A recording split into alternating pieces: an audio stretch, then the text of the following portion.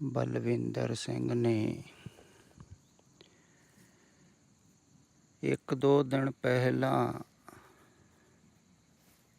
Group ਅੰਦਰ ਲਿਖਿਆ ਸੀ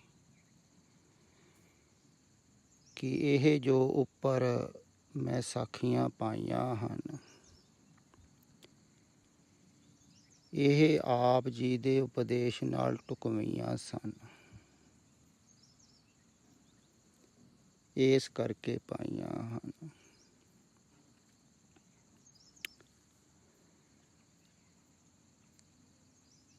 ਤੁਹਾਨੂੰ ਢੁਕਵੀਆਂ ਲੱਗ ਰਹੀਆਂ ਹਨ,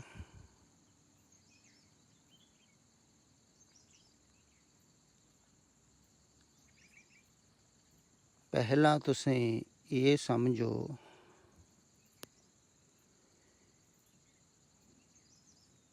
ਫਿਰ ਸਮਝੋ ਕਿ ਢੁਕਵੀਆਂ ਕਿਵੇਂ ਹਨ।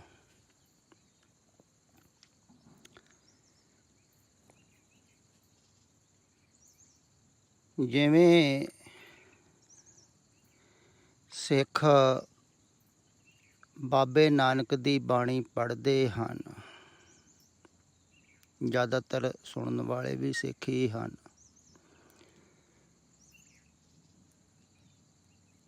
ਤਾਂ ਉਹਨਾਂ ਨੂੰ ਜ਼ਿਆਦਾ ਸਮਝ ਵਿੱਚ ਆਵੇਗੀ ਗੱਲ। ਤੇ ਬਾਬੇ ਨਾਨਕ ਦਾ ਉਪਦੇਸ਼ ਜਦੋਂ ਸਿੱਖ ਪੜ੍ਹਦੇ ਹਨ, ਕਈ ਵਿਚਾਰਦੇ ਵੀ ਹਨ ਅਜੋਕੇ ਸਮੇਂ 'ਚ,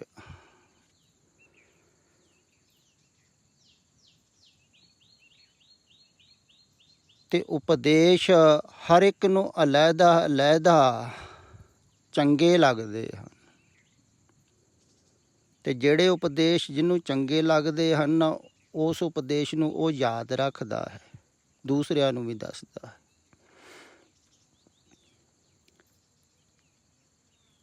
ਉਪਦੇਸ਼ ਤੇ ਬਹੁਤ ਢੰਗ ਦੇ ਸਰੋਤਿਆਂ ਨੂੰ ਕੀਤੇ ਗਏ ਹਨ,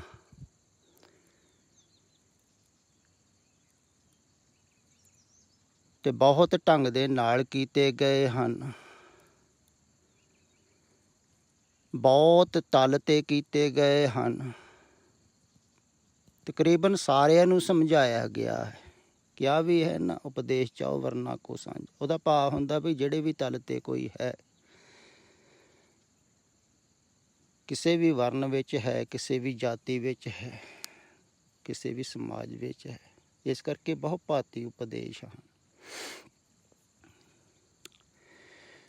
ਪਰ ਉਹ ਉਪਦੇਸ਼ ਜਿਹੜੇ ਹਨ ਨਾ, ਆਦਮੀ ਯਾਦ ਰੱਖਦਾ ਹੈ ਜਿਹੜੇ ਉਪਦੇਸ਼ ਉਹਦੇ ਮਨ ਦੇ ਅਨੁਕੂਲ ਹੁੰਦੇ ਹਨ। ਜਿਵੇਂ ਜ਼ਿਆਦਾਤਰ ਸੁਣਨ ਵਾਲੇ ਗ੍ਰਸਤੀ ਹਨ, ਪੜ੍ਹਨ ਵਾਲੇ ਬਾਣੀ ਤੋਂ ਜ਼ਿਆਦਾਤਰ ਐਸੇ ਉਪਦੇਸ਼ ਯਾਦ ਰੱਖਣਗੇ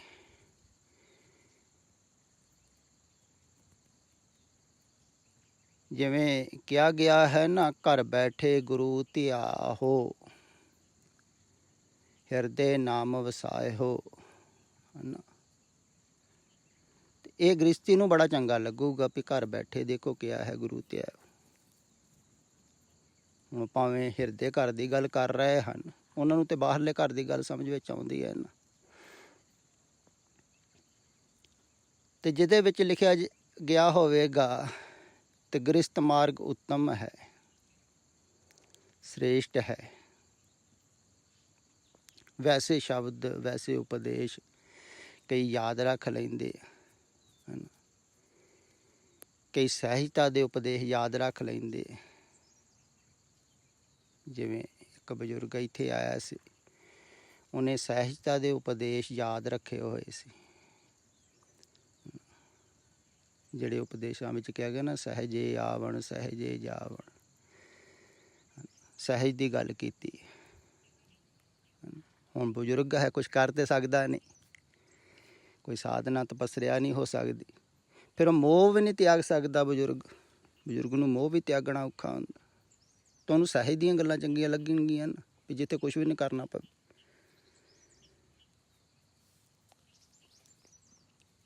ਤੇ ਜਿਹੜੇ ਤਿਆਗੀ ਹਨ ਉਹ ਯਾਦ ਰੱਖਣਗੇ ਜਿਹੜੇ ਉਹਨਾਂ ਨੂੰ ਚੰਗੇ ਲੱਗਦੇ ਹਨ ਤਿਆਗ ਦੇ ਉਪਦੇਸ਼। ਉਹ ਕਹਿਣਗੇ ਗ੍ਰਿਸ਼ਤ ਕੁਟੰਬ ਮੋਹ ਕਾ ਫਸ, ਹੁਣ ਨਾ ਪਾਈਏ ਰਾਮ ਕੇ ਦਸ, ਐਸੇ ਕੁਛ ਸ਼ਬਦ।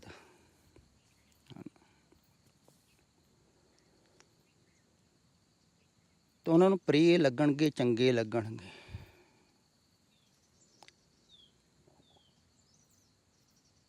ਤੇ ਮਨ ਨੂੰ ਉਹੋ ਹੀ ਚੰਗੇ ਉਪਦੇਸ਼ ਲੱਗਦੇ ਹਨ ਜਿਹੜੇ ਮਨ ਦੇ ਅਨੁਕੂਲ ਹੁੰਦੇ ਹਨ, ਜੋ ਆਦਮੀ ਕਰਨਾ ਚਾਹੁੰਦਾ ਹੈ। ਇਹ ਗੱਲ ਖਿਆਲ ਵਿੱਚ ਰੱਖੋ। ਜਿਵੇਂ ਕਈ ਸੇਵਾ ਕਰਦੇ ਹਨ ਤਾਂ ਉਹਨਾਂ ਨੂੰ ਸੇਵਾ ਵਾਲੇ ਸ਼ਬਦ ਚੰਗੇ ਲੱਗਦੇ ਹਨ। ਗੁਰ ਸੇਵਾ ਤਪਾਂ ਸਿਰ ਤਪ ਸਾਰ, ਲਿਖਿਆ ਨਾ, ਤਪਾਂ ਦਾ ਵੀ ਤਪ ਹੈ ਤੇ ਸਾਰ ਹੈ ਸੇਵਾ। ਤੋ ਜਿਹੜੇ ਸੇਵਾ ਕਰਾ ਰਹੇ ਹਨ, ਕਰ ਰਹੇ ਹਨ, ਉਹ ਐਸੀਆਂ ਪੰਕਤੀਆਂ, ਐਸੇ ਸ਼ਬਦ ਕੱਢ ਕੱਢ ਕੇ ਬੋਲਣ, ਉਹਨਾਂ ਨੂੰ ਉਹ ਪ੍ਰਿਯ ਲੱਗਦੇ। ਪ੍ਰਿਯ ਇਸ ਕਰਕੇ ਲੱਗਦੇ ਹਨ ਕਿ ਉਹਨਾਂ ਦੇ ਮਨ ਦੇ ਅਨੁਕੂਲ ਹਨ, ਇਸ ਕਰਕੇ ਲੱਗ ਰਹੇ ਹਨ। ਇਵੇਂ ਹੀ ਇੱਧਰ ਵੀ ਬਹੁਤ ਕੁਛ ਬੋਲਿਆ ਗਿਆ ਹੈ।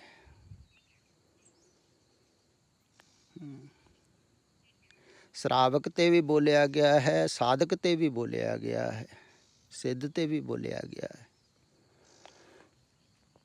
ਧਿਆਨ ਤੇ ਵੀ ਬੋਲਿਆ ਗਿਆ ਹੈ, ਯੋਗ ਤੇ, ਭਗਤੀ ਤੇ।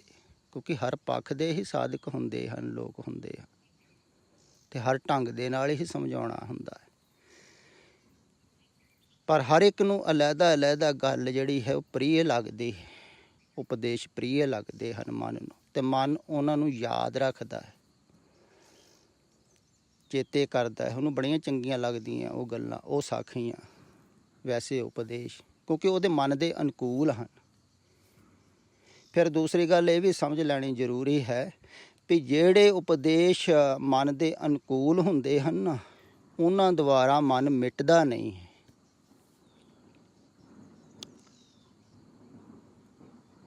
ਹੁਣ ਜਿਵੇਂ ਐਵੇਂ ਸਮਝ ਲਵੋ, ਜਿਹੜਾ ਗ੍ਰਸਤੀ ਹੈ, ਮੋਹ ਮਾਇਆ ਦੇ ਵਿੱਚ ਫਸਿਆ ਹੋਇਆ ਹੈ, ਪਰਿਵਾਰ ਹੈ, ਛੋਟੇ ਛੋਟੇ ਬੱਚੇ ਹਨ,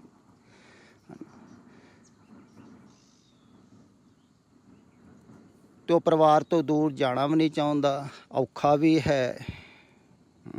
ਪਰਿਵਾਰ ਦੇ ਵਿੱਚ ਰਹਿੰਦਿਆਂ ਹੋਇਆਂ ਵੀ ਧਿਆਨ ਹਟਾਉਣਾ ਔਖਾ ਹੈ, ਬੜਾ ਕਠਿਨ ਹੈ, ਆਸਾਨ ਨਹੀਂ ਹੈ। ਲਗਾਵ ਤਿਆਗ ਕੇ ਬੈਠਣਾ ਵਿੱਚ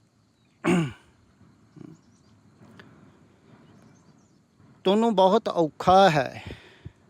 ਇਸ ਕਾਰਨ ਉਹਨੂੰ ਐਸੇ ਉਪਦੇਸ਼ ਚੰਗੇ ਲੱਗਦੇ ਹਨ ਜਿਹੜੇ ਉਪਦੇਸ਼ਾਂ ਦੇ ਵਿੱਚ ਕਿਹਾ ਗਿਆ ਹੈ ਵੀ ਘਰ ਰਹਿ ਕੇ ਹੀ ਤੁਸੀਂ ਪਾਠ ਕਰੋ, ਨਿਤਨੇਮ ਕਰੀ ਜਾਓ, ਹੈ ਨਾ, ਨਾਮ ਜਪੋ, ਹਾਥ ਪਾਵ ਕਰ ਕਾਮ ਸਭ, ਚਿੱਤ ਨਿਰੰਜਨ ਨਾਲ, ਕਿਹਾ ਵੀ ਹੈ ਨਾ, ਤੇ ਠੀਕ ਹੀ ਕਿਹਾ ਹੈ ਨਾ। ਤੇ ਐਸੇ ਉਪਦੇਸ਼ ਚੰਗੇ ਲੱਗਣਗੇ ਉਹਨੂੰ, ਕਿਉਂਕਿ ਉਹ ਮੋਹ ਮਾਇਆ ਨੂੰ ਛੱਡਣਾ ਨਹੀਂ ਚਾਹੁੰਦਾ ਹੈ ਜਿਹੜਾ ਨਾ, ਉਹਨੂੰ ਐਸੇ ਉਪਦੇਸ਼ ਚੰਗੇ ਲੱਗਣਗੇ। ਚੰਗੇ ਲੱਗ ਰਹੇ ਹਨ ਇਸ ਕਾਰਨ ਹੀ ਵੀ ਉਹ ਧਿਆਨ ਨਹੀਂ ਹਟਾਉਣਾ ਚਾਹੁੰਦਾ ਹੈ, ਮੋਹ ਮਾਇਆ ਨੂੰ ਛੱਡਣਾ ਨਹੀਂ ਚਾਹੁੰਦਾ। ਹੁਣ ਜਿਹੜਾ ਮੋਹ ਮਾਇਆ ਨੂੰ ਛੱਡਣਾ ਨਹੀਂ ਚਾਹ ਰਿਹਾ ਹੈ, ਤੇ ਉਹ ਨਾਮ ਵੀ ਕਿਵੇਂ ਜਪੂਗਾ, ਧਿਆਨ ਕਿਵੇਂ ਕਰੂਗਾ, ਨਾਮ ਕਿਵੇਂ ਜਪੂਗਾ, ਸਿਮਰਨ ਕਿਵੇਂ ਕਰੂਗਾ। ਪਾਠ ਵੀ ਨਹੀਂ ਹੋਣਾ, ਪਾਠ ਦੇ ਵਿੱਚ ਵੀ ਧਿਆਨ ਜਿਹੜਾ ਹੈ ਉਹ ਉੱਧਰ ਨੂੰ ਜਾਣਾ। ਇਹੋ ਹੀ ਤਾਂ ਅਕਸਰ ਹੋ ਰਿਹਾ ਹੈ, ਲੋਕਾਂ ਪਾਠ ਕਰਦੇ ਹਨ, ਪਾਠ ਦੇ ਵਿੱਚ ਧਿਆਨ ਨਹੀਂ ਲੱਗਦਾ,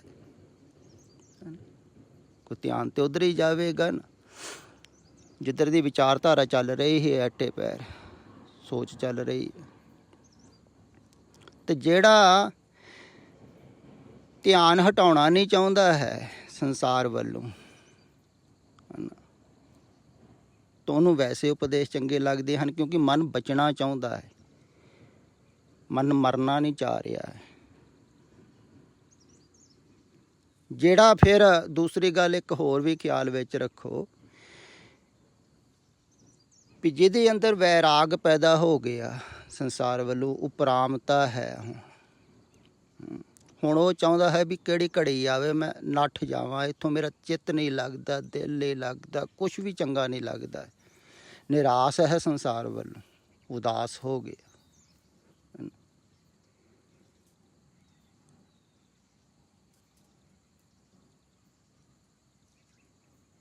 ਤੇ ਉਹਨੂੰ ਕਿਹਾ ਜਾਵੇ ਵੀ ਤੂੰ ਇੱਥੇ ਰਹਿੰਦਾ ਹੋਇਆ ਹੈ, ਧਿਆਨ ਕਰ, ਸਿਮਰਨ ਕਰ, ਚਿੰਤਨ ਕਰ, ਉਹ ਮੁਕਤ ਹੋ ਜਾਊਗਾ। ਕਿਉਂਕਿ ਜਿਹੜਾ ਇੰਨੀ ਤਿਆਰੀ ਕਰਕੇ ਬੈਠਾ ਹੈ ਉਹ ਤਿਆਰ ਹੀ ਹੈ ਨਿਕਲਣ ਨੂੰ, ਤਾਂ ਉਹ ਵਿੱਚੇ ਵੀ ਨਿਕਲ ਸਕਦਾ ਹੈ।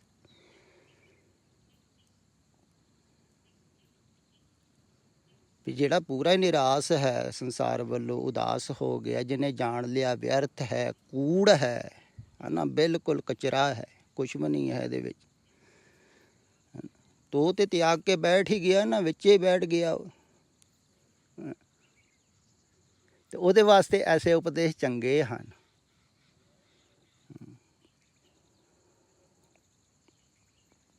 ਵੀ ਸੰਸਾਰ 'ਚ ਰਹਿ ਕੇ ਹੀ ਚਿੰਤਨ ਕਰ। ਪਰ ਜਿਹੜਾ ਮੋਹ ਮਾਇਆ 'ਚ ਫਸਿਆ ਹੋਇਆ ਹੈ, ਜਿਵੇਂ ਵਿਮਲ ਕੀਰਤੀ ਦੀ ਇਹਨੇ ਕਥਾ ਉੱਪਰ ਪਾਈ ਹੋਈ ਸੀ, ਤੇ ਵਿਮਲ ਕੀਰਤੀ ਵੀ ਗ੍ਰਸਤੀ ਸੀ, ਘਰ ਪਰਿਵਾਰ 'ਚ ਰਹਿਣ ਵਾਲਾ ਸੀ, ਰਹਿੰਦਾ ਸੀ, ਪਰ ਆਪਣੇ ਆਪ ਨੂੰ ਉਹ ਬੁੱਧ ਦਾ ਸ਼ਿਸ਼ ਕਹਾਉਂਦਾ ਸੀ। ਪਰ ਬੁੱਧ ਦੀਕਸ਼ਾ ਉਹਨਾਂ ਨੂੰ ਦਿਆ ਕਰਦੇ ਸਨ ਜਿਹੜੇ ਸੰਸਾਰ ਨੂੰ ਤਿਆਗ ਕੇ ਉਹਨਾਂ ਕੋਲ ਆਉਂਦੇ ਸਨ। ਉਹ ਫਿਰ ਭਿਕਸ਼ੂ ਬਣਾ ਦਿੰਦੇ ਸਨ, ਭਿਕਸ਼ਾ ਪਾਤਰ ਹੱਥ 'ਚ ਫੜਾ ਦਿੰਦੇ, ਜਾਓ ਭੀਖ ਮੰਗ ਕੇ ਖਾਓ। ਪਰ ਵਿਮਲ ਕੀਰਤੀ ਤੇ ਆਇਆ ਨਹੀਂ ਸੀ, ਨਾ ਹੀ ਉਹ ਭਿਕਸ਼ੂ ਬਣਿਆ ਸੀ, ਉਹ ਤੇ ਗ੍ਰਸਤੀ ਦੇ ਵਿੱਚ ਰਹਿੰਦਾ ਸੀ ਤੇ ਕਹਿੰਦਾ ਸੀ ਮੈਂ ਬੁੱਧ ਦਾ ਸ਼ਿਸ਼ ਹਾਂ। ਤੇ ਫਿਰ ਦੂਸਰੀ ਗੱਲ ਹੈ, ਬੁੱਧ ਵੀ ਇਨਕਾਰ ਨਹੀਂ ਸੀ ਕਰਦੇ ਵੀ ਮੇਰਾ ਸ਼ਿਸ਼ ਨਹੀਂ ਹੈ। ਤੇ ਭਿਕਸ਼ੂਆਂ ਨੂੰ ਈਰਖਾ ਸੀ ਉਹਦੇ ਨਾਲ, ਵੀ ਅਸੀਂ ਸਾਰਾ ਕੁਛ ਤਿਆਗ ਕੇ ਬੈਠੇ ਹੋਏ ਹਾਂ, ਮਹਾਨ ਤਪਸਵੀ, ਇਹਨੇ ਤਿਆਗਿਆ ਕੁਝ ਵੀ ਨਹੀਂ, ਭੋਗ ਦੇ ਵਿੱਚ ਬੈਠਾ ਹੋਇਆ ਆਪਣੇ ਆਪ ਨੂੰ ਸ਼ਿਸ਼ ਕਹਾਉਂਦਾ।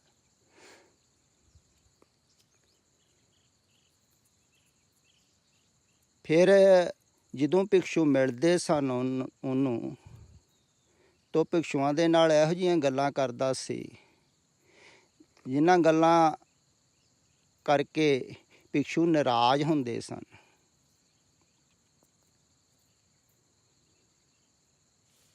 ਵੀ ਇਹ ਗ੍ਰਸਤੀ ਆਦਮੀ, ਇਹ ਸਾਨੂੰ ਗਿਆਨ ਦਿੰਦਾ, ਗ੍ਰਸਤੀ ਕੋ ਤਿਆਗੀ ਗਿਆਨ ਲਵੇ, ਬੜਾ ਔਖਾ ਹੈ। ਇਹ ਸਾਨੂੰ ਸਮਝਾਉਣ ਵਾਲਾ ਗ੍ਰਸਤੀ, ਅਸੀਂ ਤਿਆਗੀ। ਪਰ ਉਹ ਵਾਸਤਵਿਕ ਗਿਆਨ ਸੀ ਉਹਨੂੰ, ਉਹਨੇ ਸੁਣਿਆ ਸੀ ਬੁੱਧ ਨੂੰ,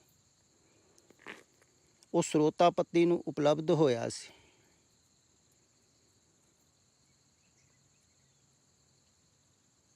ਬੋਧੀਆਂ ਦੇ ਵਿੱਚ ਇੱਕ ਉਪਲਬਧੀ ਹੈ ਜਿਹਨੂੰ ਕਿਹਾ ਜਾਂਦਾ ਸਰੋਤਾਪਤੀ, ਵੀ ਸੁਣਨ ਨੂੰ ਪੂਰਾ ਸਮਰੱਥ ਹੋ ਗਿਆ।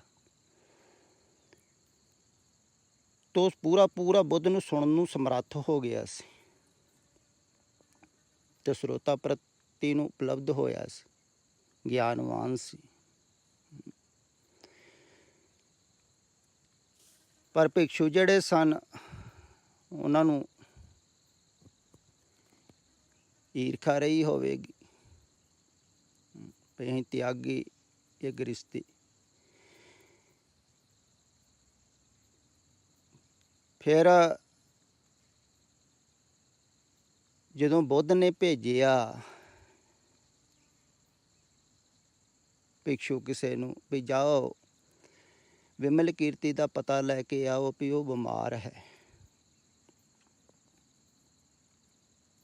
ਐਸਾ ਨਹੀਂ ਵੀ ਉਹਨਾਂ ਨੇ ਪਤਾ ਲੈਣ ਵਾਸਤੇ ਭੇਜਿਆ ਵੀ ਉਹ ਜਾਣਨਾ ਚਾਹੁੰਦੇ ਹਨ ਕੁਝ, ਉਹ ਦਰਅਸਲ ਭਿਕਸ਼ੂਆਂ ਦੀ ਪ੍ਰੀਖਿਆ ਲੈਣਾ ਚਾਹੁੰਦੇ ਸਨ ਵੀ ਕਿਹੜਾ ਹੰਕਾਰ ਨੂੰ ਨਿਵਿਰਤ ਹੋਇਆ ਹੈ ਭਿਕਸ਼ੂ, ਕਿਹੜਾ ਉਹਦੇ ਕੋਲ ਜਾਏਗਾ। ਉਹ ਹੀ ਜਾਵੇਗਾ ਉਹਦੇ ਕੋਲ ਜਿਹੜਾ ਹੰਕਾਰੀ ਨਹੀਂ ਹੋਵੇਗਾ, ਉਹੋ ਹੀ ਗੱਲ ਸੁਣੇਗਾ ਨਾ, ਉਹੋ ਹੀ ਚੋਟਾਂ ਖਾਣ ਨੂੰ ਤਿਆਰ ਹੋਵੇਗਾ ਨਾ।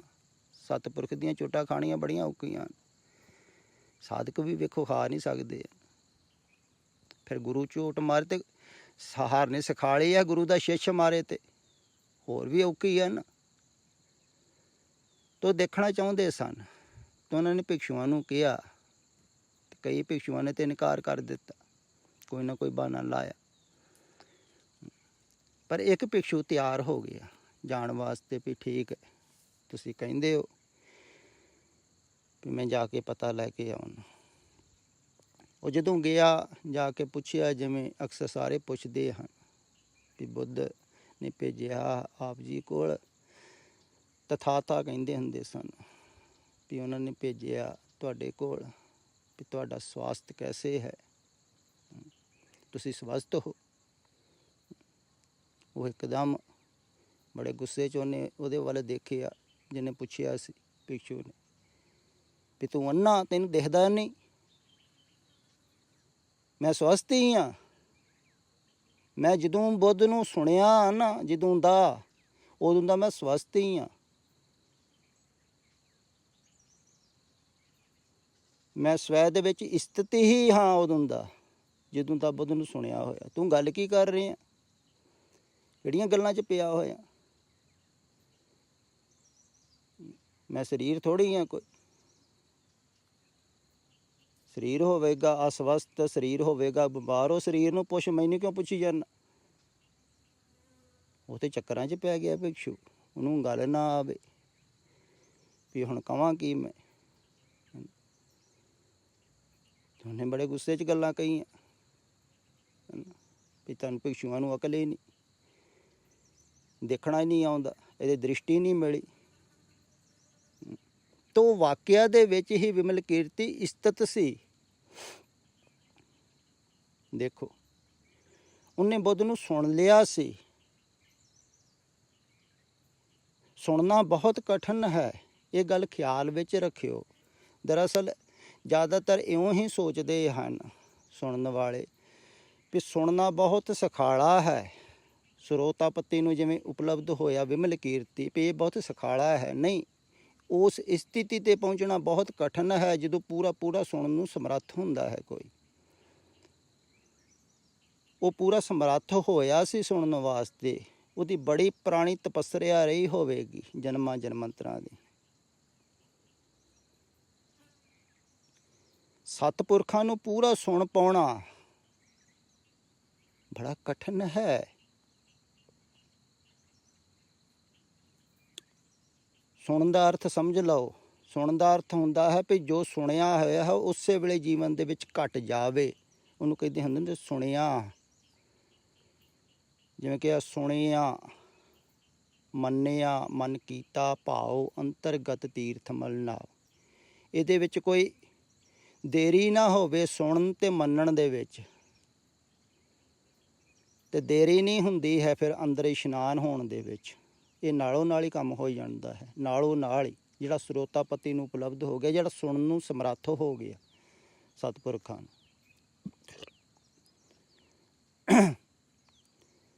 ਤੇ ਸੁਣਨ ਨੂੰ ਸਮਰੱਥ ਹੋਣ ਵਾਸਤੇ ਹੀ ਪਹਿਲਾਂ ਸਾਧਨਾ ਹੈ।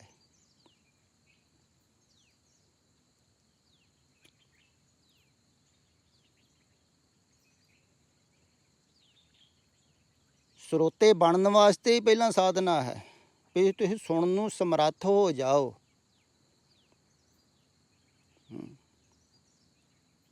ਤੇ ਸੁਣਨ ਨੂੰ ਸਮਰੱਥ ਤੁਸੀਂ ਸੱਚ ਨੂੰ ਉਦੋਂ ਹੀ ਹੋਵੋਗੇ ਜਦੋਂ ਝੂਠ ਵੱਲੋਂ ਧਿਆਨ ਹਟਾਵੋਗੇ, ਫੇਰ ਹੀ ਉਪਲਬਧ ਹੋਵੋਗੇ ਨਾ। ਸੱਚ ਨੂੰ ਸੁਣਨ ਨੂੰ ਸਮਰੱਥ ਹੋਵੋਗੇ। ਜਿਵੇਂ ਵਿਮਲ ਕੀਰਤੀ ਹੋਇਆ ਸੀ, ਉਹ ਐਵੇਂ ਨਹੀਂ ਸੀ ਕਹਿ ਰਿਹਾ ਉੱਪਰ ਉੱਪਰ, ਉਹਨੂੰ ਕੋਈ ਬਾਹਰੋਂ ਗਿਆਨ ਨਹੀਂ ਸੀ।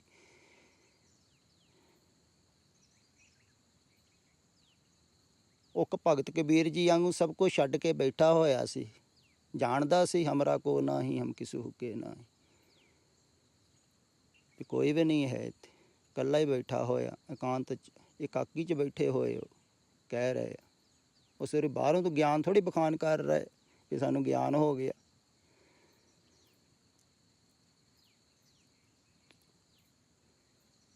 ਤੇ ਜਿਹੜਾ ਬਾਹਰੋਂ ਪੂਰਾ ਦਾ ਪੂਰਾ ਝੂਠ ਨੂੰ ਤਿਆਗਣ ਨੂੰ ਸਮਰੱਥ ਹੁੰਦਾ ਹੈ ਨਾ, ਉਹ ਹੀ ਸਰੋਤਾਪਤੀ ਨੂੰ ਉਪਲਬਧ ਹੁੰਦਾ ਹੈ। ਉਹ ਫਿਰ ਪੂਰਾ ਹੀ ਬੁੱਧ ਨੂੰ ਸੁਣ ਸਕਦਾ ਹੈ, ਗਿਆਨਵਾਨ ਪੁਰਸ਼ ਨੂੰ, ਦੂਜਾ ਥੋੜ੍ਹੀ।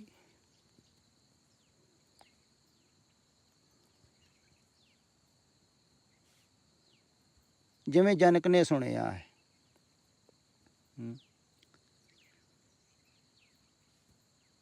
ਤੇ ਜਨਕ ਸਮਰੱਥ ਹੋਏ ਸੁਣਨ ਵਾਸਤੇ। ਬੜੀ ਜਨਮਾਂ ਜਨਮੰਤਰਾਂ ਦੀ ਤਪੱਸਿਆ ਹੋਵੇਗੀ। ਫਿਰ ਦੇਖੋ ਕਮਾਲ ਦੀ ਗੱਲ, ਜਨਕ ਮੁੜ ਕੇ ਨਹੀਂ ਹੋਇਆ ਹੈ ਕੋਈ, ਸਿਰਫ ਸੁਣ ਕੇ ਹੀ ਗਿਆਨ ਨੂੰ ਉਪਲਬਧ, ਮੁੜ ਕੇ ਨਹੀਂ ਕੋਈ ਹੋਇਆ ਹੈ। ਗੁਰੂਆਂ ਦੇ ਟਾਈਮ ਕਿੰਨੇ ਸਿੱਖ ਆਏ ਹਨ, ਉਹਨਾਂ ਨੂੰ ਗੁਰੂਆਂ ਨੇ ਉਹਨਾਂ ਨੂੰ ਸੇਵਾ 'ਚ ਲਾਇਆ। ਗੁਰੂ ਰਾਮਦਾਸ ਜੀ ਆਏ, ਅਮਰਦਾਸ ਜੀ ਆਏ, ਬਾਬਾ ਲਹਿਣਾ ਜੀ ਆਏ, ਸੇਵਾ ਕਰਦੇ ਰਹੇ, ਸਿਰਫ ਸੁਣਿਆ ਹੀ ਨਹੀਂ। ਉਦੋਂ ਗਾਥਾ ਤਾਂ ਪਤਾ ਹੀ ਹੋਵੇਗੀ ਨਾ ਉਹਨਾਂ ਨੂੰ ਵੀ ਜਨਕ ਵਾਲੀ, ਵੀ ਤੁਸੀਂ ਕਹਿ ਦਿਓ ਅਸੀਂ ਸੁਣ ਲਈਏ ਅਤੇ ਉਪਲਬਧ ਹੋ ਜਾਈਏ। ਨਹੀਂ, ਉਹ ਕਹਿੰਦੇ ਪਹਿਲਾਂ ਤੁਸੀਂ ਸਰੋਤੇ ਤੋਂ ਪੂਰੇ ਬਣ ਜਾਓ, ਉਹਦੇ ਵਾਸਤੇ ਤੁਹਾਨੂੰ ਸੇਵਾ ਕਰਨੀ ਪਵੇਗੀ।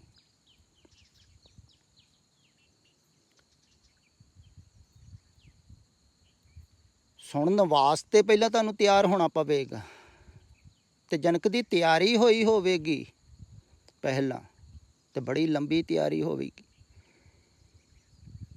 ਤਦੇ ਸੁਣ ਸਕਿਆ ਨਾ। ਫਿਰ ਸਭ ਕੁਛ ਦਾਅ 'ਤੇ ਲਾਇਆ, ਫਿਰ ਸੁਣ ਸਕਿਆ। ਇਹ ਵੀ ਗੱਲ ਸਮਝਣ ਵਾਲੀ ਹੈ ਇੱਕ।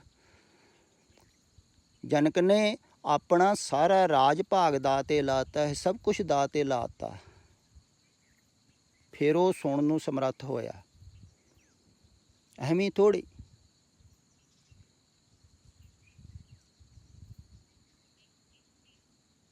ਜਦੋਂ ਉਹਨੇ ਕਿਹਾ ਨਾ, ਜਨਕ ਨੇ ਅਸ਼ਟਾਵਕਰ ਨੂੰ, ਵੀ ਮੈਨੂੰ ਗਿਆਨ ਜਿਹੜਾ ਹੈ ਨਾ, ਉਹ ਓਨੇ ਸਮੇਂ 'ਚ ਹੋ ਜਾਵੇ ਜਿੰਨੇ ਸਮੇਂ 'ਚ ਕੋਈ ਘੋੜਸਵਾਰ ਘੋੜੇ 'ਤੇ ਚੜ੍ਹਦਾ ਹੈ। ਘੋੜੇ ਚੜ੍ਹਨ ਨੂੰ ਬਹੁਤਾ ਸਮਾਂ ਨਹੀਂ ਲੱਗਦਾ, ਨਾ ਉਤਰਨ ਨੂੰ ਲੱਗਦਾ, ਛਾਲ ਮਾਰ ਕੇ ਚੜ੍ਹ ਜਾਂਦਾ, ਵੀ ਇੰਨਾ ਕੁ ਸਮਾਂ ਘੋੜੇ 'ਤੇ ਬੈਠ। ਅਸ਼ਟਾਵਕਰ ਕਹਿੰਦੇ ਹੋ ਜਾਵੇਗਾ, ਤੂੰ ਫਿਕਰ ਕਿਉਂ ਕਰਦਾ, ਪਰ ਇਹਦੀ ਕੀਮਤ ਚੁਕਾਉਣੀ ਪਵੇਗੀ, ਮੁਫਤ ਨਹੀਂ ਮਿਲੇਗਾ, ਗੁਰਦਕਸ਼ਣਾ ਦਿਓ। ਉਹ ਕਹਿੰਦਾ ਕੀ ਚਾਹੀਦਾ, ਮੈਂ ਕੀਮਤ ਚੁਕਾਉਣ ਨੂੰ ਤਿਆਰ ਹਾਂ। ਉਹ ਵੀ ਸਾਹਸੀ ਆਦਮੀ ਹੋਵੇਗਾ ਪੂਰਾ। ਉਹ ਕਹਿੰਦੇ ਸਭ ਕੁਛ ਚਾਹੀਦਾ, ਜੋ ਰਾਜ ਭਾਗ ਹੈ ਉਹਦੇ ਨਾਲ ਤੇਰਾ ਮਨ ਹੈ, ਮਨ ਵੀ ਚਾਹੀਦਾ,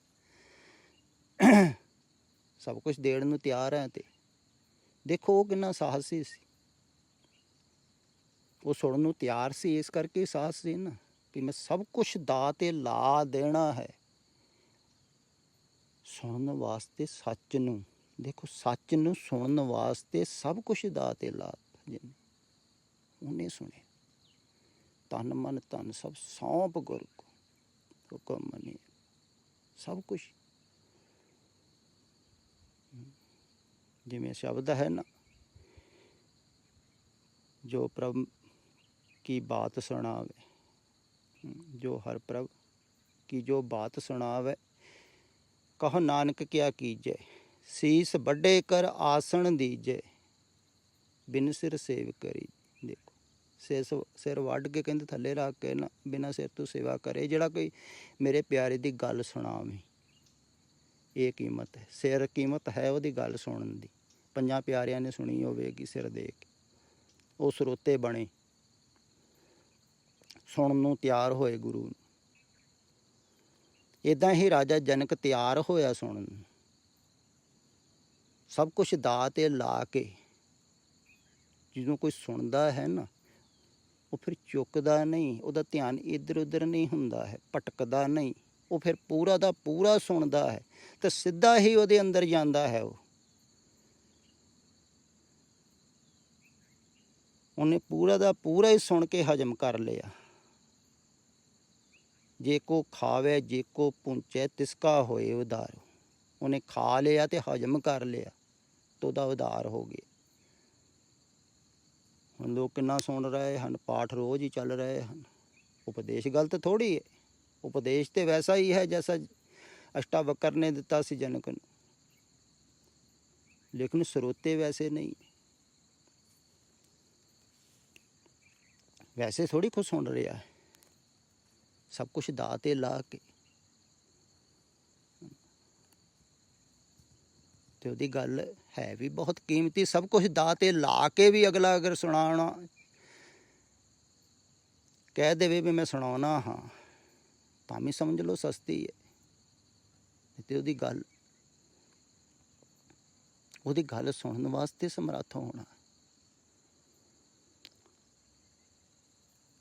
ਤੇ ਅਸ਼ਟਾਵਕਰ ਗੱਲ ਸੁਣਨ ਵਾਸਤੇ ਤਿਆਰ ਹੋਇਆ, ਸਰੋਤਾ ਬਣਿਆ। ਇਸ ਕਰਕੇ ਸਰੋਤਾ ਨੂੰ 1 ਨੰਬਰ 'ਤੇ ਰੱਖਿਆ ਹੈ, ਪਹਿਲੇ ਸਾਧਕ ਦੂਸਰੇ 'ਤੇ। ਤੇ ਐਸਾ ਨਾ ਸਮਝ ਲਓ ਤੁਸੀਂ ਪਹਿਲਾਂ ਹੀ ਪਹਿਲੇ ਨੰਬਰ 'ਤੇ ਪਹੁੰਚ ਜਾਣਾ ਹੈ। ਇਹ ਬਹੁਤ ਵੱਡੀ ਮਨ ਗਲਤੀ ਕਰਦਾ ਹੈ ਵੀ ਬਾਹਰੋਂ ਧਿਆਨ ਹਟਾਉਣਾ ਨਹੀਂ, ਸੁਰਤ ਸੰਕੋਚਣੀ ਨਹੀਂ,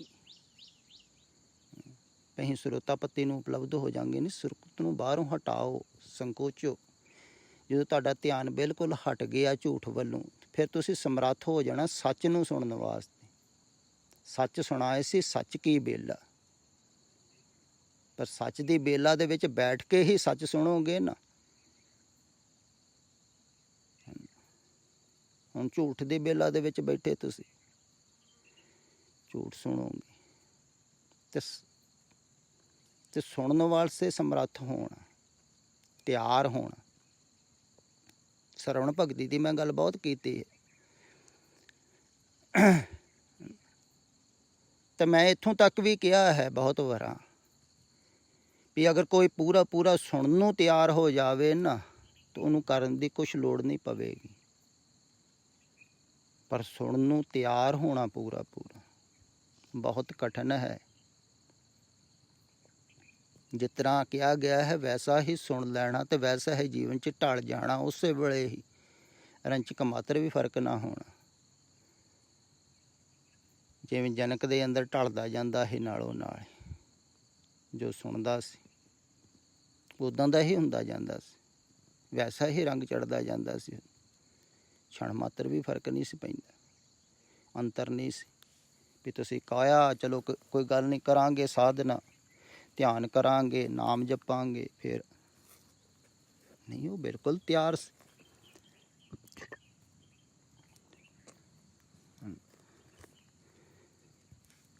ਤੇ ਜਿਹੜਾ ਜਿੰਨਾ ਤਿਆਰ ਹੁੰਦਾ ਹੈ ਸੁਣਨ ਨੂੰ, ਸਮਰੱਥ ਹੁੰਦਾ ਹੈ, ਓਨਾ ਹੀ ਉਹ ਸਰੋਤਾਪੱਤੀ ਨੂੰ ਉਪਲਬਧ ਹੁੰਦਾ ਹੈ।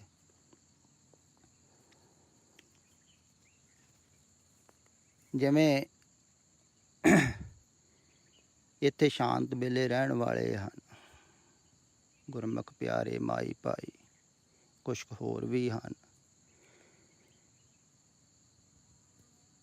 ਜਿਹੜੇ ਸੁਣਦੇ ਹਨ, ਜੋ ਰੋਜ਼ ਮੈਂ ਬੈਠ ਕੇ ਉਹਨਾਂ ਦੇ ਵਿੱਚ ਗੱਲਬਾਤ ਕਰਦਾ ਹਾਂ। ਉਹ ਵੀ ਉਹ ਰਿਕਾਰਡਿੰਗ ਕਰ ਲੈਂਦੇ ਆ। ਅਤੇ ਉਹਨਾਂ ਨੇ ਇੱਕ ਗਰੁੱਪ ਬਣਾਇਆ ਹੋਇਆ ਹੈ ਛੋਟਾ ਜਿਹਾ, ਉਹਦੇ ਵਿੱਚ ਉਹ ਪਾ ਦਿੰਦੇ ਅਤੇ ਉਹ ਸੁਣਦੇ ਹਨ ਰੋਜ਼। ਕਈ ਵਾਰ ਕੁਛ ਪ੍ਰੇਮੀ ਕਹਿ ਵੀ ਦਿੰਦੇ ਵੀ ਗੱਲਾਂ ਬਹੁਤ ਵਧੀਆ ਹਨ, ਉਪਦੇਸ਼ ਬਹੁਤ ਪਿਆਰਾ ਹੈ। ਕਈਆਂ ਨੂੰ ਲੱਗਦਾ ਹੈ ਵੀ ਗਰੁੱਪਾਂ ਦੇ ਵਿੱਚ ਪਾ ਦਈਏ। ਮੈਂ ਕਹਿੰਦਾ ਨਹੀਂ, ਹਾਲੇ ਨਹੀਂ ਪਾਉਣਾ ਹੈ। ਕਈਆਂ ਦਾ ਹਾਜ਼ਮਾ ਬਹੁਤ ਕਮਜ਼ੋਰ ਹੈ, ਬੜਾ ਕਮਜ਼ੋਰ ਹੈ ਹਾਜ਼ਮਾ ਲੋਕਾਂ ਦਾ। ਥੋੜ੍ਹੀ ਜਿਹੀ ਗੱਲ ਵੀ ਮਨ ਦੇ ਪ੍ਰਤੀਕੂਲ ਨਹੀਂ ਬਰਦਾਸ਼ਤ ਕਰਦੇ ਹਨ। ਇੱਥੇ ਤਾਂ ਮਨ ਤੋਂ ਉਲਟੀ ਗੱਲਾਂ ਕਰ ਰਿਹਾ ਹਾਂ ਮੈਂ ਤੁਹਾਡੇ ਨਾਲ। ਸਮਾਜ ਤੋਂ ਉਲਟ ਹੋ ਰਹੀਆਂ ਹਨ ਗੱਲਾਂ, ਸੰਸਾਰ ਤੋਂ ਉਲਟ ਹੋ ਰਹੀਆਂ ਹਨ, ਧਰਮ ਤੋਂ ਉਲਟ ਗੱਲਾਂ ਹੋ ਰਹੀਆਂ। ਅਤੇ ਸੁਣਨ ਵਾਲੇ ਇੰਨੇ ਸਮਰੱਥ ਥੋੜ੍ਹੇ ਹੀ ਹਨ ਵੀ ਸੁਣ ਲੈਣਗੇ। ਬੜਾ ਕਠਿਨ ਹੈ, ਸੁਣਨਾ ਵੀ ਕਠਿਨ ਹੈ, ਤੁਹਾਡੇ ਸਾਹਮਣੇ ਹੀ ਹੈ। ਲੋਕ ਛੱਡ ਕੇ ਨੱਠਦੇ ਹਨ, ਕਿਉਂਕਿ ਜਿਹੜਾ ਥੋੜ੍ਹਾ ਜਿਹਾ ਧਿਆਨ ਨਾਲ ਸੁਣਨ ਲੱਗ ਜਾਂਦਾ ਹੈ, ਉਹਨੂੰ ਲੱਗਦਾ ਹੈ ਵੀ ਸੰਸਾਰ ਵੱਲੋਂ ਹਟਦੇ ਗਏ ਅਤੇ ਕੀ ਬਣੂਗਾ। ਤੁਸੀਂ ਆਪ ਸੋਚੋ, ਸੰਸਾਰੀ ਹੋ, ਕੋਈ ਇੱਜ਼ਤ ਨਹੀਂ ਹੋਵੇਗੀ ਤੁਹਾਡੀ, ਕੋਈ ਮਾਣ ਵਡਿਆਈ ਨਹੀਂ ਸੰਸਾਰ ਵਿੱਚ ਹੋਵੇਗੀ। ਨਿਰਾਦਰ ਹੋਵੇਗਾ, ਤੁਹਾਡੇ ਆਪਣੇ ਹੀ ਨਿਰਾਦਰ ਤੁਹਾਡਾ ਕਰਨਗੇ, ਅਪਮਾਨ ਕਰਨਗੇ। ਕਿਉਂਕਿ ਤੁਸੀਂ ਵੈਸੇ ਨਹੀਂ ਰਹਿ ਜਾਓਗੇ ਜੈਸੇ ਉਹ ਹਨ ਸੰਸਾਰ ਦੇ ਵਿੱਚ। ਭਗਤਾਂ ਤੇ ਸਾਰੀਆਂ ਜੋੜ ਕਦੇ ਨਾ ਆਇਆ। ਤੁਸੀਂ ਵੈਸੇ ਨਹੀਂ ਵਰਤੋਗੇ ਜੈਸੇ ਸੰਸਾਰੀ ਵਰਤ ਰਹੇ ਹਨ। ਤੁਸੀਂ ਨਿਰਲੇਪ ਹੁੰਦੇ ਜਾਓਗੇ। ਨਿਰਲੇਪ ਹੋ ਗਿਆ ਜਿਹੜਾ, ਉਹਦਾ ਧਿਆਨ ਹਟੇਗਾ ਬਾਹਰੋਂ, ਸਮਾਜ ਵੱਲੋਂ, ਸੰਸਾਰ ਵੱਲੋਂ, ਰਿਸ਼ਤੇਦਾਰਾਂ ਵੱਲੋਂ। ਕਿਸੇ ਨੂੰ ਬੁਲਾਏਗਾ ਨਹੀਂ, ਚਲਾਏਗਾ ਨਹੀਂ, ਕੋਈ ਗੱਲਬਾਤ ਨਹੀਂ ਕਰੇਗਾ, ਤਾਂ ਉਹਦਾ ਆਦਰ ਕਰਨਗੇ ਲੋਕ। ਨਿਰਾਦਰ ਹੋਵੇਗਾ। ਅਤੇ ਲੋਕ ਨਿਰਾਦਰ ਕਿਹੜਾ ਚਾਹੁੰਦਾ ਹੈ? ਆਦਰ ਚਾਹੁੰਦੇ ਹਨ ਸੰਸਾਰ 'ਚ। ਕਹਿੰਦੇ ਭਾਵੇਂ ਅਸੀਂ ਨਰਕ 'ਚ ਚਲੇ ਜਾਈਏ, ਆਦਰ ਤਾਂ ਮਿਲਣਾ ਚਾਹੀਦਾ ਸਾਨੂੰ। ਆਦਰ ਦੇ ਪਿੱਛੇ ਭੱਜੇ ਫਿਰਦੇ ਹਨ ਲੋਕ। ਝੂਠੀ ਦੌਲਤ ਸ਼ੋਹਰਤ ਦੇ ਪਿੱਛੇ ਭੱਜੇ ਫਿਰਦੇ।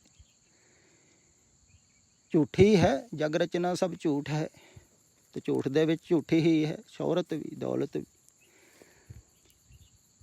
4 ਦਿਨਾਂ ਦੀ ਹੈ, ਉਹ ਵੀ ਪੂਰੀ ਨਹੀਂ ਮਿਲਦੀ। ਵਿੱਚ ਅਗਲੇ ਖਿੱਚਦੇ ਹਨ, ਚੋਟ ਵੀ ਕਰਦੇ ਹਨ। ਅਤੇ ਆਦਮੀ ਸੰਭਾਲ ਕੇ ਰੱਖਦਾ ਹੈ ਵੀ ਬਣੀ ਰਵੇ ਸਮਾਜ ਦੇ ਵਿੱਚ। ਅਤੇ ਸਮਾਜ ਤੋਂ ਉਲਟ ਗੱਲਾਂ ਕੌਣ ਸੁਣਨਾ ਚਾਹੁੰਦਾ ਹੈ? ਮਨ ਤੋਂ ਉਲਟ ਕੌਣ ਸੁਣਨਾ ਚਾਹੁੰਦਾ? ਅਧਿਆਤਮ ਮਨ ਤੋਂ ਉਲਟ ਹੈ, ਸੰਸਾਰ ਤੋਂ ਉਲਟ ਹੈ, ਸਮਾਜ ਤੋਂ ਉਲਟ ਹੈ, ਅਤੇ ਜਿਹੜਾ ਬਾਹਰ ਧਰਮ ਹੈ ਉਹਦੇ ਤੋਂ ਵੀ ਉਲਟ ਹੈ। ਇਸ ਕਰਕੇ ਸੁਣਨਾ ਬਹੁਤ ਕਠਿਨ ਹੈ। ਪੁਰਾਣੇ ਸਤਪੁਰਖਾਂ ਦਾ ਉਪਦੇਸ਼ ਲੋਕ ਪੜ੍ਹਦੇ ਹਨ, ਪਰ ਨਾ ਕੋਈ ਹਿਰਦੇ 'ਚ ਵਸਾਉਂਦਾ ਹੈ, ਕਿਉਂਕਿ ਵਸਾਉਣਾ ਹੀ ਔਖਾ ਹੈ, ਉਲਟ ਹੈ। ਕੋਈ ਕਹਿੰਦਾ ਹੀ ਨਹੀਂ।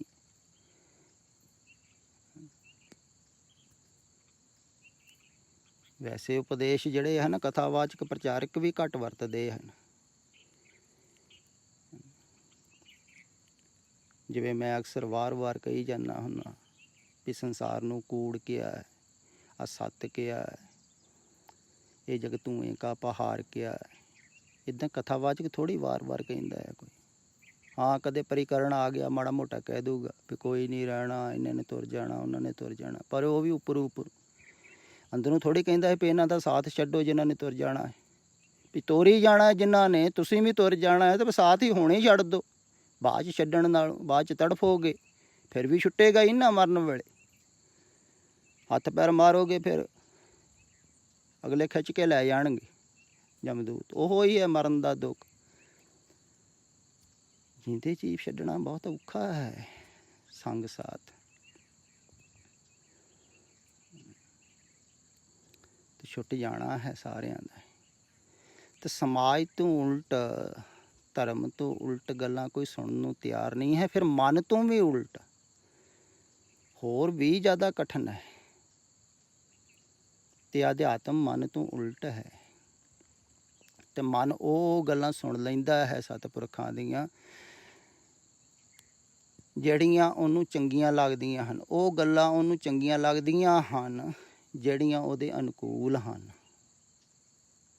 ਇਹ ਗੱਲ ਖਿਆਲ ਵਿੱਚ ਰੱਖੋ। ਤੇ ਜਿਹੜੀਆਂ ਅਨੁਕੂਲ ਹਨ ਉਹਨਾਂ ਦੁਆਰਾ ਮੁਕਤੀ ਨਹੀਂ ਹੁੰਦੀ ਹੈ। ਇਸ ਕਾਰਨ ਪੁਰਾਤਨ ਸਮੇਂ ਤੋਂ ਹੀ ਸਾਧਕ ਗੁਰੂ ਪੀਰਾਂ ਦੀ ਖੋਜ ਕਰਦੇ ਰਹੇ ਹਨ। ਐਸਾ ਨਹੀਂ ਉਪਦੇਸ਼ ਉਪਲਬਧ ਨਹੀਂ ਸੀ, ਉਪਦੇਸ਼ ਸਦਾ ਤੋਂ ਉਪਲਬਧ ਰਿਹਾ ਹੈ। ਵੇਦ ਸ਼ਾਸਤਰ ਸਭ ਉਪਲਬਧ ਰਹੇ ਹਨ,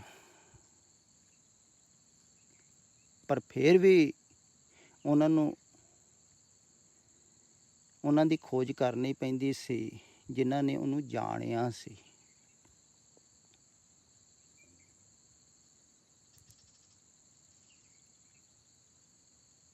ਜਿਹੜੇ ਸੰਸਾਰ ਤੋਂ ਮੁਕਤ ਸੀ। ਫਿਰ ਉਹ ਹੀ ਦੱਸ ਸਕਦਾ ਹੈ ਵੀ ਸੰਸਾਰ ਤੋਂ ਮੁਕਤ ਕਿਵੇਂ ਹੋਣਾ ਹੈ, ਕਿਵੇਂ ਹੋਇਆ ਜਾ ਸਕਦਾ ਹੈ।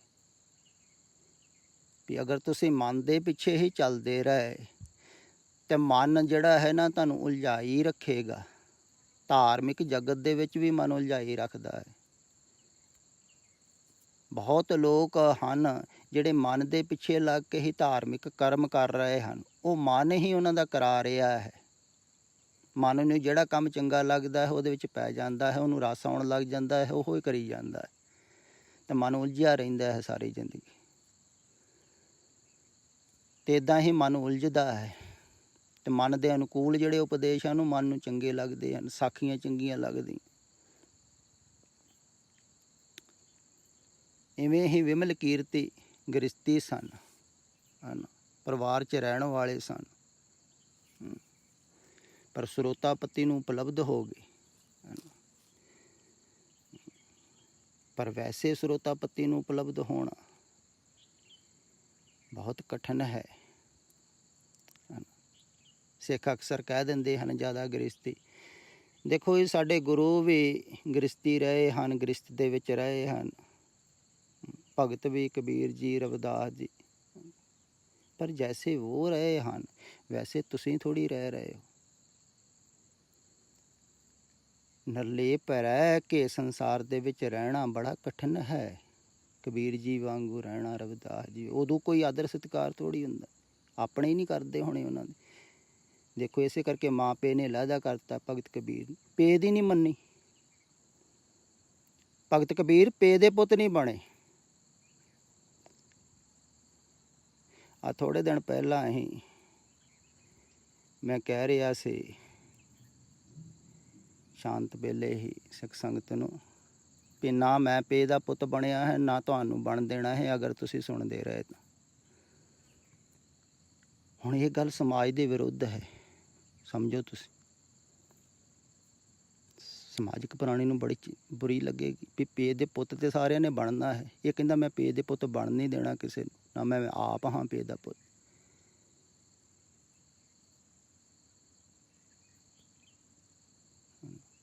ਤੇ ਮੈਂ ਕਹਿੰਦਾ ਕਬੀਰ ਜੀ ਵੀ ਪੇ ਦੇ ਪੁੱਤ ਨਹੀਂ ਸਨ, ਕਿਉਂਕਿ ਪੇ ਦੀ ਮੰਨੀ ਨਹੀਂ ਸੀ। ਪੇ ਦੀ ਮੰਨੀ ਹੁੰਦੀ ਤੇ ਪੇ ਦੇ ਪੁੱਤ ਬਣੇ ਹੁੰਦੇ। ਮੰਨੀ ਤੇ ਪ੍ਰਮਾਤਮਾ ਦੀ, ਤੇ ਪ੍ਰਮਾਤਮਾ ਦੇ ਪੁੱਤਰ ਬਣ ਗਏ। ਜਿਵੇਂ ਬਾਬਾ ਨਾਨਕ ਨੇ ਆਪਣੇ ਪੇ ਦੀ ਮੰਨੀ ਸੀ, ਕਿੰਨੀ ਕੋਸ਼ਿਸ਼ ਕੀਤੀ ਸੀ ਉਹਨਾਂ ਦੇ ਪਿਤਾ ਨੇ ਵੀ ਕੋਈ ਕੰਮ ਧੰਦਾ ਕਰੇ, ਇੱਕ ਵੀ ਨਹੀਂ ਮੰਨੀ ਉਹਨਾਂ ਦੀ। ਆਖਰਕਾਰ ਦੁਕਾਨ 'ਤੇ ਲਾਇਆ, ਉਹ ਵੀ ਛੱਡ ਕੇ ਚਲੇ ਗਏ। ਉਹ ਪੇ ਦੇ ਪੁੱਤ ਨਹੀਂ ਬਣੇ। ਉਹਨਾਂ ਨੇ ਪ੍ਰਮਾਤਮਾ ਦੀ ਮੰਨੀ, ਪ੍ਰਮਾਤਮਾ ਦੇ ਪੁੱਤਰ ਬਣੇ।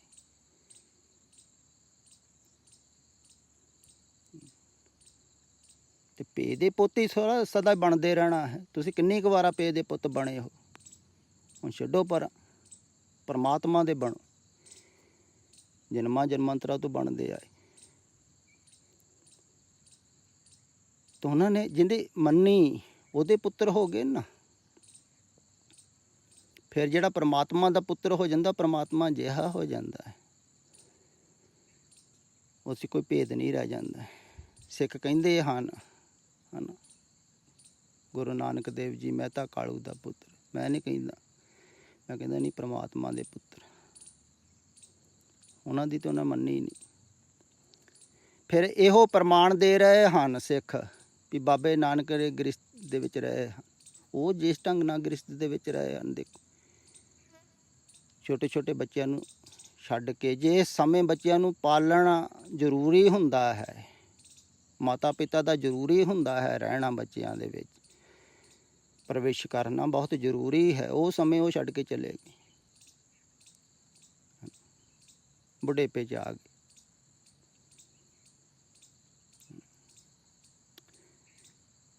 ਫਿਰ ਸਿੱਖ ਕਹਿੰਦੇ ਹਨ ਬਾਬਾ ਨਾਨਕ ਜੀ ਨੇ ਹਲ ਵਾਹਿਆ। ਉਹ ਜਿਨ੍ਹਾਂ ਨੇ ਜਵਾਨੀ 'ਚ ਹਲ ਨਹੀਂ ਵਾਹਿਆ ਤਾਂ ਉਹਨਾਂ ਬੁਢਾਪੇ ਦੇ ਵਿੱਚ ਹਲ ਵਾਹੁਣਾ ਸੀ। ਉਹ ਤਸਵੀਰਾਂ ਬਣਾਤੀਆਂ ਹਲ ਵਾਹੁੰਦਿਆਂ ਦੀ।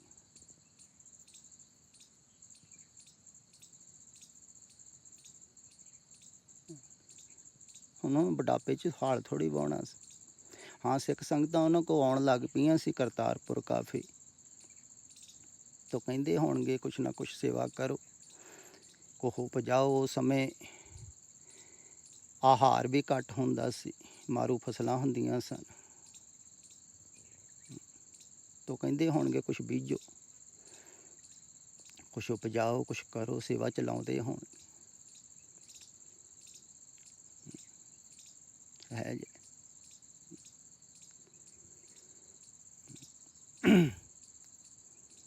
ਤੇ ਉਹ ਵੀ ਦੇਖੋ ਬਾਬਾ ਨਾਨਕ ਵੀ ਘਰੋਂ ਨਿਕਲੇ, ਕਿਸ ਕਾਰਨ ਨਿਕਲੇ? ਆਪਣੀ ਗੱਲ ਦੱਸਣ ਵਾਸਤੇ ਕਿਸੇ ਨੂੰ ਨਿਕਲੇ। ਸਰੋਤਾ ਲੱਭਦੇ ਨਿਕਲੇ ਬਾਹਰ, ਸਰੋਤਾ ਲੱਭਣ ਵਾਸਤੇ ਬਾਹਰ ਨਿਕਲੇ ਵੀ ਕੋਈ ਸਰੋਤੇ ਮਿਲ ਜਾਣ ਜਿਹੜੇ ਮੇਰੀ ਗੱਲ ਸੁਣ ਸਕਣ। ਧਾਰਮਿਕ ਸਥਾਨਾਂ 'ਤੇ ਗਏ, ਕੋਈ ਸਰੋਤਾ ਨਹੀਂ ਮਿਲਿਆ ਉਹਨਾਂ ਨੂੰ। ਦੇਖੋ ਕਮਾਲ ਦੀ ਗੱਲ, ਧਾਰਮਿਕ ਸਥਾਨਾਂ 'ਤੇ ਵੀ ਸਰੋਤੇ ਨਹੀਂ ਹਨ, ਸੱਤ ਨੂੰ ਸੁਣਨ ਵਾਲਾ ਕੋਈ ਨਹੀਂ ਹੈ।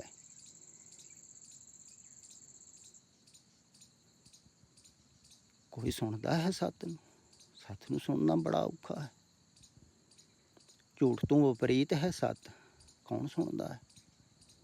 ਧਰਮ ਤੋਂ ਵਿਪਰੀਤ ਹੈ ਸੱਤ, ਕੌਣ ਸੁਣਦਾ ਹੈ? ਬਾਬਾ ਨਾਨਕ ਜੀ ਸੱਤ ਨੂੰ ਸੁਣਾਉਣ ਵਾਸਤੇ ਨਿਕਲੇ ਵੀ ਕੋਈ ਤੇ ਸੁਣਨ ਨੂੰ ਤਿਆਰ ਹੋ ਜਾਵੇ, ਕੋਈ ਤੇ ਸਰੋਤਾ ਮਿਲੇ, ਕੋਈ ਨਹੀਂ ਮਿਲੇ। ਤਾਂ ਅਖੀਰ ਦੇ ਵਿੱਚ ਬਾਬਾ ਲਹਿਣਾ ਜੀ ਆਏ, ਉਹਨਾਂ ਕੋਲ ਸੁਣਨ ਨੂੰ ਤਿਆਰ ਹੋਏ।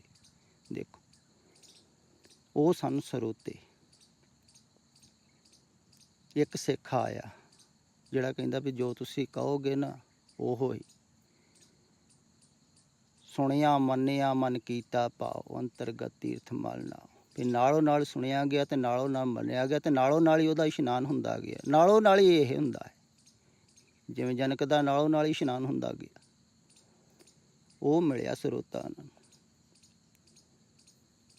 ਸਰੋਤੇ ਮਿਲਣੇ ਕੋਈ ਸਖਾਲੇ ਥੋੜ੍ਹੇ ਹਨ।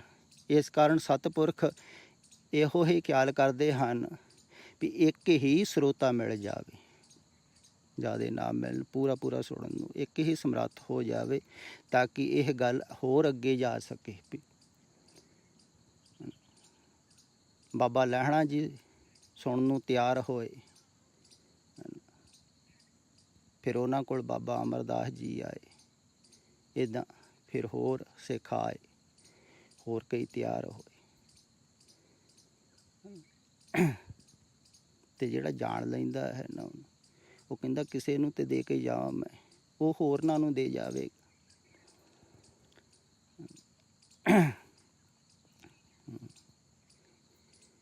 ਗੁਰਦੇਨੀ ਵਸਤ ਕਬੀਰ ਕੋ, ਕਬੀਰ ਨੇ ਸੰਭਾਲ ਲਈ। ਤੇ ਕਬੀਰ ਦੀ ਸੰਸਾਰ ਕੋ ਕਹਿੰਦੇ ਲੀਨੀ ਜਿਸ ਮਸਤਕ ਭਾਗ, ਜਿਹਦੇ ਮੱਥੇ 'ਤੇ ਭਾਗ ਸੀ ਉਹਨੇ ਲਈ। ਅਤੇ ਇਹ ਵਸਤ ਐਸੀ ਹੈ। ਅਤੇ ਇਹ ਵਸਤ ਇਵੇਂ ਹੀ ਦਿੱਤੀ ਜਾਂਦੀ ਹੈ, ਕੰਨਾਂ ਥਾਣੀ ਦਿੱਤੀ ਜਾਂਦੀ ਹੈ। ਇਸ ਕਰਕੇ ਗੁਰੂ ਸ਼ਬਦ ਨੂੰ ਵੀ ਕਿਹਾ ਹੈ, ਭਾਵ ਕਿ ਸ਼ਬਦ ਦੇ ਥਰੂ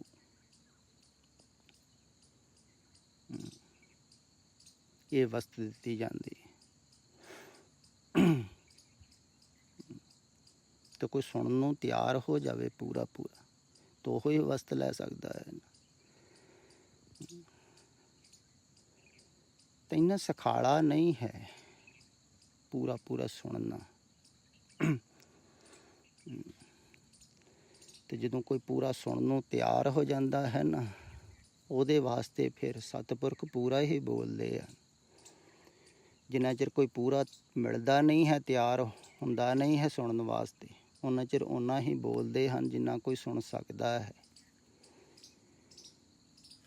ਜਿੰਨਾ ਕੋਈ ਸੁਣਨ ਨੂੰ ਸਮਰੱਥ ਹੈ। ਅਤੇ ਜਿੰਨਾ ਜਿੰਨਾ ਕੋਈ ਤਿਆਰ ਹੁੰਦਾ ਰਹਿੰਦਾ ਹੈ ਸੁਣਨ ਵਾਸਤੇ, ਓਨਾ ਹੀ ਉਹ ਬੋਲਦੇ ਹਨ। ਅਤੇ ਜਦੋਂ ਕੋਈ ਪੂਰਾ ਹੀ ਸਮਰੱਥ ਹੋ ਜਾਂਦਾ ਹੈ ਸੁਣਨ ਵਾਸਤੇ, ਵੀ ਜੋ ਆਇਆ ਹੈ, ਜੋ ਬੋਲਿਆ ਗਿਆ ਹੈ, ਪੂਰਾ ਹੀ ਹਿਰਦੇ 'ਚ ਟਲ ਗਿਆ ਉਸੇ ਵੇਲੇ ਹੀ। ਜੇ ਕੋ ਖਾਵੇ ਜੇ ਕੋ ਪੁੰਚੇ ਤਿਸਕਾ ਹੋਏ ਉਦਾਰ, ਉਹਦਾ ਹੀ ਉਦਾਰ ਹੋ ਜਾਂਦਾ ਹੈ, ਕਿਉਂਕਿ ਉਹਨੇ ਖਾ ਲਿਆ, ਪੁੰਚ ਲਿਆ, ਹਜ਼ਮ ਕਰ ਲਿਆ, ਉਸੇ ਵੇਲੇ ਜੀਵਨ 'ਚ ਢਾਲ ਲਿਆ। ਅਤੇ ਸਰੋਤਾ ਪੱਤੀ ਨੂੰ ਜਿਹੜਾ ਉਪਲਬਧ ਹੋ ਗਿਆ ਨਾ, ਪੂਰਾ ਪੂਰਾ ਸੁਣਨ ਨੂੰ ਤਿਆਰ ਹੋ ਗਿਆ, ਅਤੇ ਉਹ ਹੀ ਮੁਕਤ ਹੋ ਜਾਣਾ ਹੈ।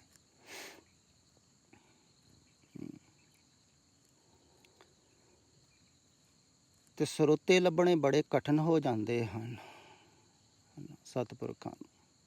ਇਸ ਕਰਕੇ ਗੁਰੂ ਨਾਨਕ ਦੇਵ ਜੀ ਨੇ ਕਿੰਨਾ ਭਰਮਣ ਕੀਤਾ। ਕੋਈ ਸਰੋਤਾ ਮਿਲ ਜਾਵੇ, ਕੋਈ ਸੁਣਨ ਵਾਲਾ। ਇਸੇ ਕਾਰਨ ਹੀ ਉਹ ਲਿਖ ਜਾਂਦੇ ਸਨ ਜਦੋਂ ਨਹੀਂ ਸੀ ਕੋਈ ਮਿਲਦਾ। ਲਿਖਣ ਦੀ ਪਰੰਪਰਾ ਇਸੇ ਕਰਕੇ ਸ਼ੁਰੂ ਹੋਈ ਵੀ ਜਦੋਂ ਕੋਈ ਸਰੋਤਾ ਨਹੀਂ ਸੀ ਮਿਲਦਾ, ਕਹਿੰਦੇ ਚਲੋ ਲਿਖ ਜਾਂਦੇ ਹਾਂ, ਬਾਅਦ ਦੇ ਵਿੱਚ ਕੋਈ ਪੜ੍ਹ ਲਊਗਾ। ਹੋ ਸਕਦਾ ਉਹ ਕਿਸੇ ਜਾਗਰਤ ਪੁਰਸ਼ ਦੀ ਖੋਜ ਕਰੇ ਜਿਹੜਾ ਪੜ੍ਹਨ ਵਾਲਾ ਹੈ। ਪੜ੍ਹ ਕੇ ਅਗਰ ਕਿਸੇ ਨੂੰ ਇਹੋ ਹੀ ਖਿਆਲ ਪੈਦਾ ਹੋ ਜਾਵੇ ਨਾ, ਉਪਦੇਸ਼ ਸਤਿਪੁਰਖਾਂ ਦੇ ਪੁਰਾਣੇ ਪੜ੍ਹ ਕੇ ਵੀ ਮੈਂ ਕਿਸੇ ਜਾਗਦੇ ਹੋਏ ਨੂੰ ਮਿਲਾਂ, ਤੇ ਸਮਝ ਲੈਣਾ ਚਾਹੀਦਾ ਵੀ ਉਹਦੀ ਯਾਤਰਾ ਸ਼ੁਰੂ ਹੋ ਗਈ। ਤੇ ਜੇ ਕੋਈ ਜਾਗਦੇ ਹੋਏ ਨੂੰ ਸੁਣਨ ਨੂੰ ਪੂਰਾ ਪੂਰਾ ਤਿਆਰ ਹੋ ਜਾਵੇ ਤੇ ਸਮਝ ਲੈਣਾ ਚਾਹੀਦਾ ਵੀ ਮੁਕਤੀ ਦੇ ਰਸਤੇ ਤੇ ਚੱਲ ਪਿਆ। ਉਹਦੀ ਮੁਕਤੀ ਦੂਰ ਨਹੀਂ ਹੈ। ਤੇ ਪੁਰਾਣੇ ਸਮੇਂ 'ਚ ਲਿਖ ਜਾਂਦੇ ਸਨ। ਰਿਕਾਰਡਿੰਗਾਂ ਨਹੀਂ ਸਨ ਉਸ ਸਮੇਂ। ਅਗਰ ਰਿਕਾਰਡਿੰਗਾਂ ਹੁੰਦੀਆਂ ਤੇ ਲਿਖਣ ਦੀ ਲੋੜ ਨਹੀਂ ਸੀ, ਬੋਲ ਜਾਂਦੇ। ਤੇ ਅਜੋਕੇ ਸਮੇਂ 'ਚ ਇਹ ਬੋਲਿਆ ਜਾਂਦਾ ਹੈ ਤੇ ਹੋਰ ਵੀ ਜ਼ਿਆਦਾ ਆਸਾਨ ਹੋ ਗਿਆ।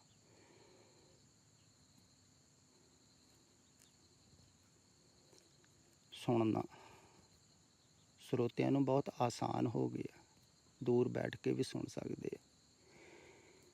ਫਿਰ ਵੀ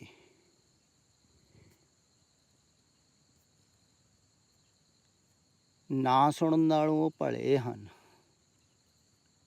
ਜਿਹੜੇ ਕਮ ਸੇ ਕਮ ਸੁਣ ਹੀ ਰਹੇ ਹਨ। ਸੁਣਨਾ ਵੀ ਔਖਾ ਹੈ।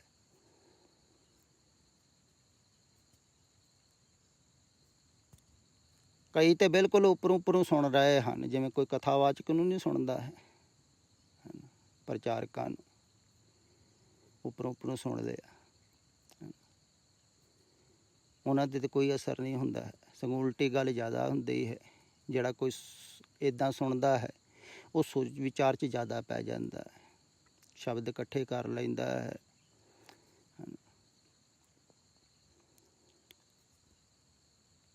ਅਤੇ ਉੱਪਰਲੀਆਂ ਜਿਹੜੀਆਂ ਗੱਲਾਂ ਹਨ ਉਹ ਯਾਦ ਕਰ ਲੈਂਦਾ ਹੈ, ਉਹਨਾਂ ਨੂੰ ਉਹ ਗਿਆਨ ਸਮਝਣ ਲੱਗ ਜਾਂਦਾ ਹੈ। ਤੂੰ ਜ਼ਿਆਦਾ ਭਟਕਦਾ ਹੈ।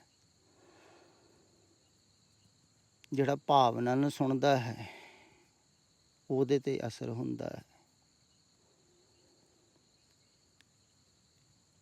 ਪਰ ਉਹ ਫਿਰ ਡਰਦਾ ਹੈ ਵੀ ਅਗਰ ਬਾਹਰ ਸੰਸਾਰ ਨਾਲ ਉਹ ਸੰਬੰਧ ਟੁੱਟ ਗਿਆ ਕੀ ਬਣੂਗਾ ਮੇਰਾ। ਬਹੁਤ ਲੋਕ ਡਰਦੇ ਆ। ਸੱਚ ਨੂੰ ਸੁਣਨ ਦਾ ਡਰ ਵੀ ਹੈ। ਦੇਖੋ ਸਿੱਖ ਗੁਰਬਾਣੀ ਪੜ੍ਹਦੇ ਹਨ, ਉਹਨਾਂ ਨੂੰ ਡਰ ਨਹੀਂ ਲੱਗਦਾ ਹੈ। ਘਰ ਘਰ ਚੱਲ ਰਹੀ ਹੈ, ਪਾਠ ਹੋ ਰਹੇ ਹਨ, ਪਰ ਆਹ ਉਪਦੇਸ਼ ਸੁਣਨ ਤੋਂ ਵੀ ਲੋਕ ਡਰਦੇ ਆ। ਕਿਉਂਕਿ ਬੋਲਣ ਵਾਲਾ ਜੇ ਸਾਹਮਣੇ ਹੈ, ਇਸ ਕਰਕੇ ਤਾਂ ਹੀ ਡਰ ਹੈ ਨਾ, ਅਸਰ ਜ਼ਿਆਦਾ ਡਰ ਲੱਗਦਾ ਹੈ। ਹੁਣ ਗੁਰਬਾਣੀ 'ਚ ਵੀ ਬਹੁਤ ਵਾਰ ਕੂੜ ਵਿਅਰਥ ਅਸੱਤ ਕਿਹਾ ਹੈ ਸੰਸਾਰ, ਤੇ ਕੋਈ ਪੜ੍ਹਨ ਨੂੰ ਨਹੀਂ ਡਰਦਾ, ਕਿਉਂਕਿ ਉਹਦੇ ਨਾਲ ਸੰਬੰਧ ਨਹੀਂ ਜੁੜਦਾ ਹੈ।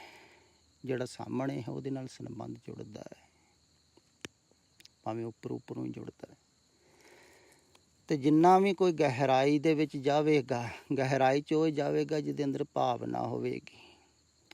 ਭਾਵਨਾ ਉਹਦੇ ਅੰਦਰ ਹੋਵੇਗੀ ਜਿਹੜਾ ਅਮਲ ਕਰੇਗਾ। ਇਹ ਗੱਲ ਖਿਆਲ ਵਿੱਚ ਰੱਖੋ। ਜਿੰਨਾ ਕੋਈ ਸੁਣ ਕੇ ਅਮਲ ਕਰੇਗਾ ਓਨੀ ਹੀ ਭਾਵਨਾ ਵਧੇਗੀ। ਜਿੰਨੀ ਭਾਵਨਾ ਵਧੇਗੀ ਓਨੇ ਹੀ ਤੁਸੀਂ ਸਰੋਤਾਪਤੀ ਨੂੰ ਉਪਲਬਧ ਹੋਵੋਗੇ, ਸਮਰੱਥ ਹੋਵੋਗੇ ਸੁਣਨ ਨੂੰ। ਤੁਹਾਨੂੰ ਫਿਰ ਕੁਛ ਕਰਨ ਦੀ ਲੋੜ ਨਹੀਂ ਪਵੇਗੀ। ਜੋ ਜੋ ਸੁਣੋਗੇ ਵੈਸਾ ਹੀ ਤੁਸੀਂ ਹੁੰਦੇ ਰਹੋਗੇ। ਜਿੱਥੋਂ ਗੱਲ ਆਈ ਹੈ ਨਾ, ਜਿੱਥੋਂ ਸ਼ਬਦ ਆਇਆ ਹੈ, ਕਹਿੰਦੇ ਹਨ ਨਾ ਉੱਥੇ ਹੀ ਲੈ ਕੇ ਚਲੇ ਜਾਂਦਾ ਹੈ। ਬਸ ਅਗਰ ਤੁਸੀਂ ਸ਼ਬਦ ਪੂਰਾ ਹੀ ਆਪਣੇ ਅੰਦਰ ਗਹਿਰਾਈ 'ਚ ਲੈਂਦੇ ਗਏ ਨਾ, ਤੇ ਸ਼ਬਦ ਨੇ ਉੱਥੇ ਹੀ ਲੈ ਜਾਣਾ ਹੈ ਤੁਹਾਨੂੰ, ਜਿੱਥੋਂ ਇਹ ਆ ਰਿਹਾ ਹੈ। ਅਦ੍ਰਿਸ਼ਟ 'ਚੋਂ ਆ ਰਿਹਾ ਹੈ ਤੇ ਅਦ੍ਰਿਸ਼ਟ 'ਚ, ਨਿਰਾਕਾਰ 'ਚੋਂ ਆ ਰਿਹਾ ਹੈ ਤੇ ਨਿਰਾਕਾਰ 'ਚ। ਪਰ ਜਿਹੜਾ ਸੁਣਨ ਨੂੰ ਸਮਰੱਥ ਹੋ ਗਿਆ, ਤੇ ਸੁਣਨ ਨੂੰ ਸਮਰੱਥ ਉਹ ਹੀ ਹੋਵੇਗਾ ਜਿਹੜਾ ਅਮਲ ਕਰੇਗਾ, ਉਹਦੇ ਅੰਦਰ ਭਾਵਨਾ ਪ੍ਰੇਮ ਪੈਦਾ ਹੋਏ ਤੇ ਪ੍ਰੇਮ ਦੁਆਰਾ ਕੋਈ ਸੁਣੇਗਾ ਤਾਂ ਉਹ ਹੀ ਸਰੋਤਾ ਪੱਤੀ ਨੂੰ ਉਪਲਬਧ ਹੋ ਜਾਵੇਗਾ।